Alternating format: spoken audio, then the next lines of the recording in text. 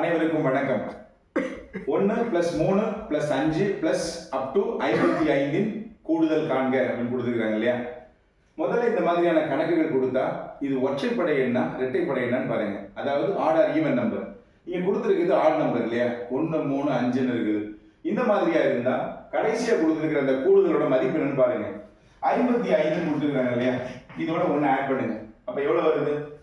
56 56 இல்லையா? இது ரெண்டால வகுங்க. ரெண்டால டிவைட் பண்ணா எவ்வளவு வருது? 28. இந்த 28ஓட ஸ்கொயர் தான் இந்த கணக்கோட மதிப்பு. 28 ஸ்கொயர் என்ன வேல்யூ வருது பாருங்க.